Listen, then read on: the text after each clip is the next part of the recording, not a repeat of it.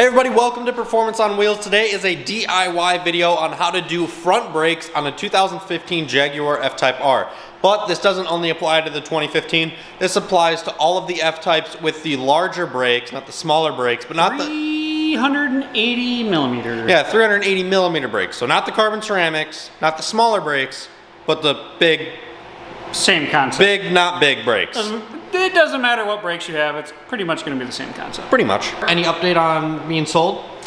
Car is not sold, still a lot of interest. I probably get anywhere from 5 to 10 inquiries. It's kind of fun actually. There's a lot of people that reach out and say, hey, we saw your YouTube video, they give some support. They like to just talk cars, and I love that. Ultimately, if the car does not sell this summer or doesn't sell at all, I'm not heartbroken in any manner. I thoroughly enjoy this car.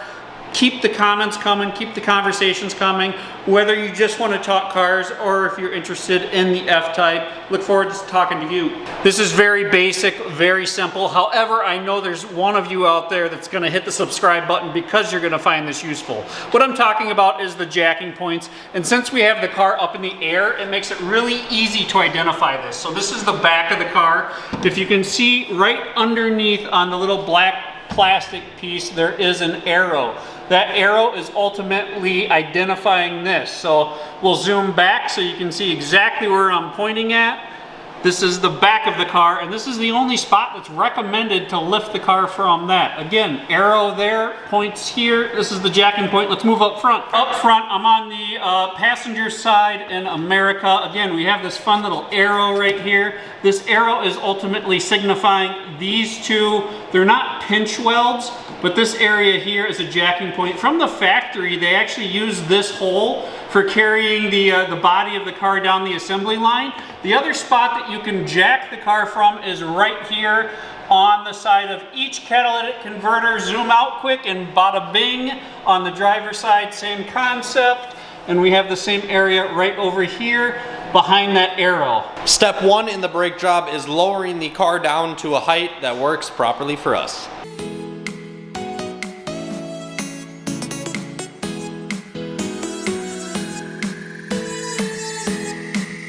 Let's talk tools. Prying, pushing in your brake pads or pushing in your pistons for your calipers. I would like to say something. You don't actually need one of these. So we waited to do this job to order one of these, thinking that these were 4-piston or 6-piston brakes with pistons on both sides. Come to take apart the other side, we found out these massive brakes are only 2-piston brakes. $14 on Amazon. Yeah, but technically you only need a C-clamp to do this. If it's the first brake job, some sort of prying tool, we'll get to that. A hammer, because you can't do a job without a hammer. The important stuff, 15 mil socket, that is for removing the actual caliper bracket. And then we have a 9 millimeter little Allen socket feller for taking out the caliper. So the tools my dad just showed are the necessary tools. I'm going to show the unnecessary tools that we are using today. To take off the lug nuts, and what we also use to take off the caliper itself, is a Milwaukee M18, the big boy. For the littler stuff, I have a smaller Milwaukee M12 Fuel miniature impact. And I also have a grinder for cleaning off the hub, with help from the lighting from what we call the sun, which is absolutely blinding, but it's great for allowing you guys to see what we're up to. Now let's get into the first clip, which I like to call Hope and Pray. I got my Hot Rod Power Tour safety glasses because I couldn't find my clear ones. And let's just hope that the Suburban either ducks, dives, or runs away if this thing goes towards it. This is the safety hazard, guys. Oh, I just did it, just like that. I actually did it a lot easier than we did it last time, a lot safer. So this sits in here like so. I just slowly took the screwdriver behind this back piece and I pried it forward, but I had my hand over the top side, so this back just kind of snapped this way, and I held it like this. So it didn't go shooting across the room like last time. So. But what about those stickers? Yeah, so we mentioned this when we first looked at the brakes on the other side, but we found these online. original ones started fading away just because over time the car loses power. So we found these, and they actually added quite a bit according to the add-on line. They're pretty cheap, like $7 a piece, but they did a lot for both power, handling, and performance.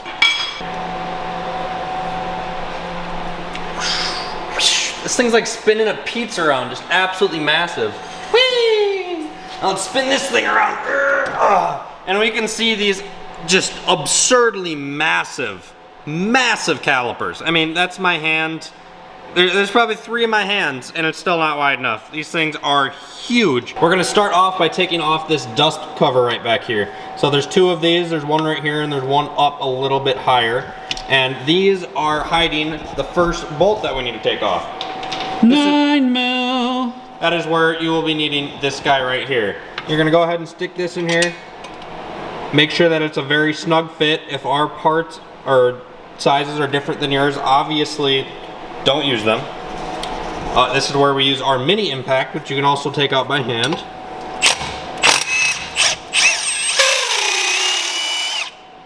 And there's number 1. Let's see that thing.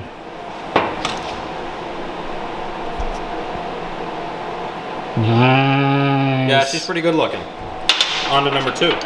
This one, when using the impact, I personally needed a 3-inch extension.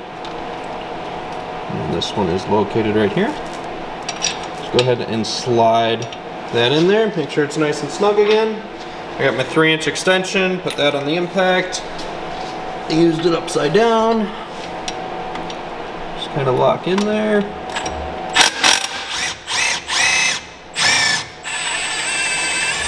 And just like so. Now we need to take off these 2, I'm gonna try to look with you guys, right here. These are 15mm bracket bolts. These are holding on the bracket. With the way that this is designed, you need to take off the bracket and the caliper at the same time, then you'll be able to get the pads out. Gotta take the opportunity for the thorough clean on the wheels, fellas.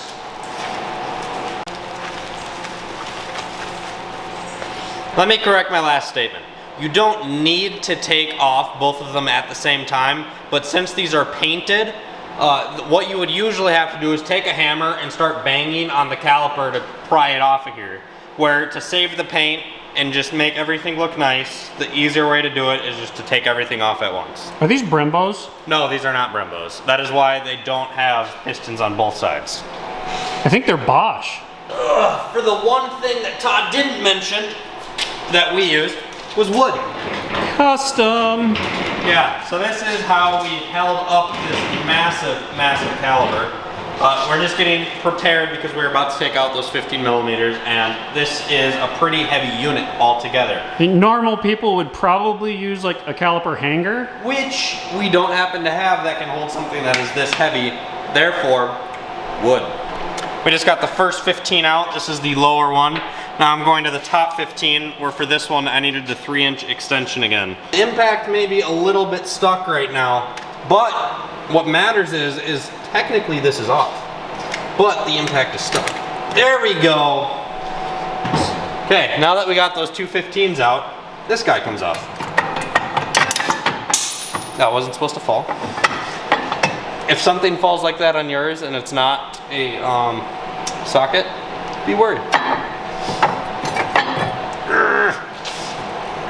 Just start pulling, and voila! This is a one massive and big heavy unit. So be prepared and be ready as soon as you get those 2 bolts out. Now that we have this all taken apart, it's time to start taking this part apart. So as you can see, inside of here is the bracket. So our bracket's sitting inside of the caliber. Just gonna wiggle that out. And then you can see we have our pad sitting in here. So our pads are connected with these. Inside of the piston, they sit with those, and they do the same thing on this other side. However, now we have to deal with the sensor. Dealing with the brake pad sensor is pretty easy to do. We should also mention when buying parts that you need to buy the brake pad sensor separately. It does not come included with the pads or included with the rotors. So as you can see here, it's pretty simple. This end here just goes inside of the pad. This end hooks into the car, which I will show you by taking apart now. To find this, all you need to do is look at the brake pad, follow the sensor that leads to it, so that is this wire right here, that runs right up to here. And then there's just a little clip. You grab this clip, you squeeze it together, and it just nicely comes apart. You pull it off of here, and voila. So that is your brake pad sensor. Since I brought that up, let's actually take this opportunity to talk about the parts that we're using. We're working with a 2015 F-Type R, just under 40,000 miles. Why are we changing the front brakes? Car's for sale, pre-purchase inspection was done.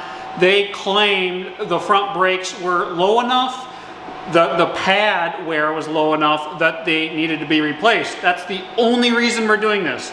The pad sensor did not go off yet.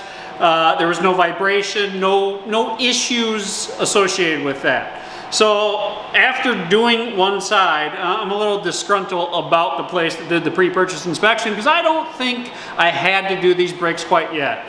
There's a lot of people that would still do them, and there's a lot of people that would reuse the brake pad sensor. Let's look at the brake pads. 40,000 miles of OEM brake pad right there. Jaguar F-Type R brake pad from the factory. Here are some new ones. Can you see the nice little difference there? I have substantial life left after 40,000 miles. Okay, let's talk about what we're using, guys. There's more than one way to skin a cat, right? So you can buy OEM stuff, you can buy racing stuff. You can even go down to your local parts store and buy F-type brake parts, believe it or not. I was kind of amazed by this. So everything that I bought is from the local parts store. I went through Advanced Auto Parts, who sources from other places.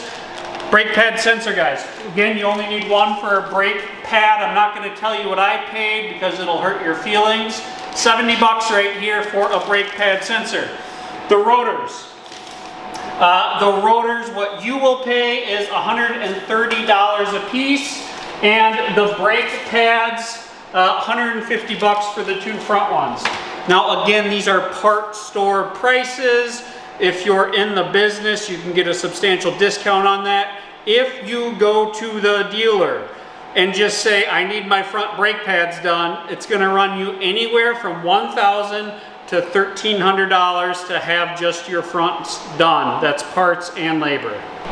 Here is where these pliers come into play, only if you are rocking the OEM brakes. So these are the factory brakes, first brake job ever to be done. And on a lot of cars nowadays, they put these little things on here. These things, well, my best description of them is that they suck. They basically just hold the rotor on and keep it from falling forward, where a lot of companies use a screw, which I think is a better idea. However, these things are just an absolute pain to get off. But the intent of them is you like take a screwdriver and they're supposed to spin off. However, we found it easier on these since they are sort of inside of this lip to just take a pliers and start pulling from side to side. Grab one of the nozzles, or whatever you want to call it, lips, and just start pulling until you can get these off.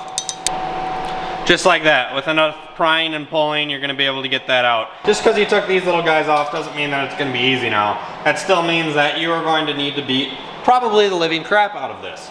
So, smartest thing to do, throw a little lug on here so it doesn't come flying and wreck the precious burb. And you just start banging.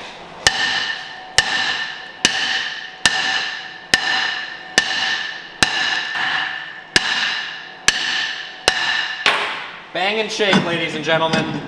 Bang and shake. Also, beware, these are very heavy as well, and they're massive.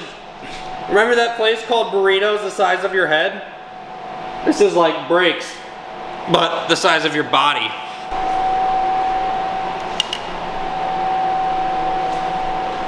Now we clean.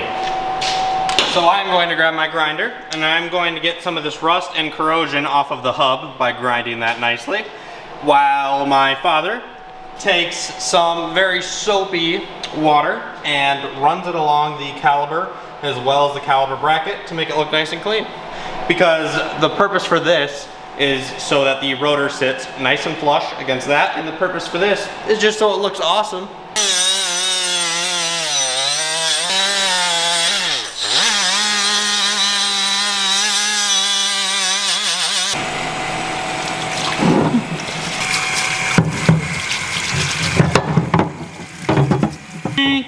Heck Heck yeah! Party on! Excellent!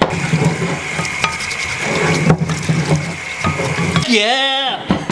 Party on! Red caliper bracket! Heck yeah! Now that we are all cool and clean here in the Jaguar household, we have a nice shiny hub here, and we also have a clean brake bracket thing.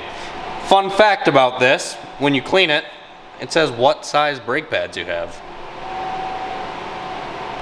Moving back to the caliper. Now that we have this pad out, we have that sensor detached, let's go ahead and take this pad out as well. This pad we're actually going to have to put back in, however, for our sake. So we take that out, that gives us the accessibility to pull that one out. And then I'm going to go ahead and put this one right on back in. Now let me show you why. Alright, so this is why. Our thing to compress the brake pads doesn't extend to the amount without this pad in there, so I left it in there. To use ours, we're going to have to unscrew this a bit, see if this fits. If so, we need to come in a hair. Once we are in a hair, we just need to slide in there, and then we just start cranking.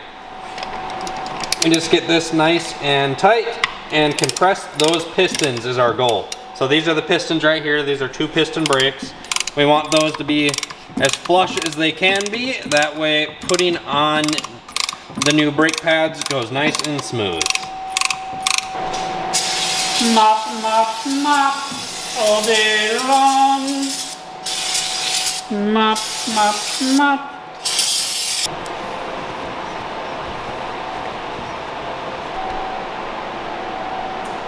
We are now to the point of reassembly. So I got my brake clean here and I got the new rotor. I'm gonna go ahead and spray down the front and the back of the new rotor to get some of those oils off of there. They're so heavy. Just spray that down. Let's go put it on. Now we basically just repeat the process that we already did, taking everything apart. So let's get started. Tricked you guys, you don't actually do it the same way. You do it a little bit different. So you get the rotor on there and then you put the caliper bracket on there. So let's do that now. Those are the 15mm bolts. Once you got that bracket on, just go ahead and throw some grease onto each one of these little steps here. This is where your pad is going to be sitting. Just throw some grease around here, some grease around here. Throw a little more grease over here. Now it is time to look at your new pads. So the one with this design on the back is the one that goes into the piston. So let's look at this for a minute. If the pad is going to be sitting like this with the pistons, that means that it sits like this inside of there, which means that our brake pad sensor should attach just like so. Oh, my bad. Just kind of push this in here. And there you go. Brake pad sensor attaches like so. Push this through this hole here. Once you have that through there, then your caliper or your pad will lock into the caliper pistons by just pushing with some force.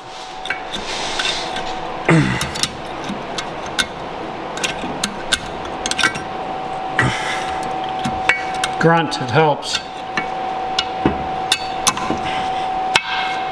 Voila.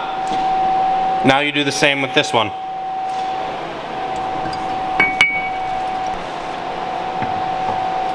Boom, boom. Boom, boom.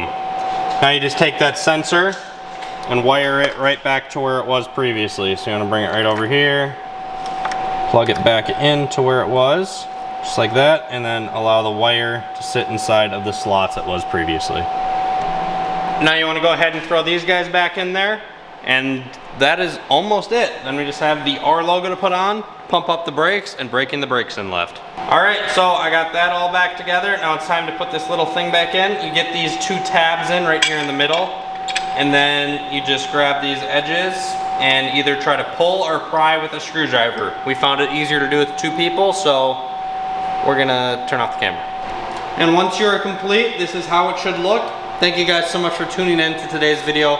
Really hope you enjoyed. Do not forget to pump your brake pedal and then look up an online source for braking in the brakes on the F-type. A very common and good way to do it. is go from about 60 to 5 mile an hour 3 times and then consecutively drive without braking for about 10 to 15 minutes. That's a very common way and good way to break in brakes. Hope you enjoyed. Hope this helped you out. Comment down below if you think you're going to be able to tackle this brake job by yourself.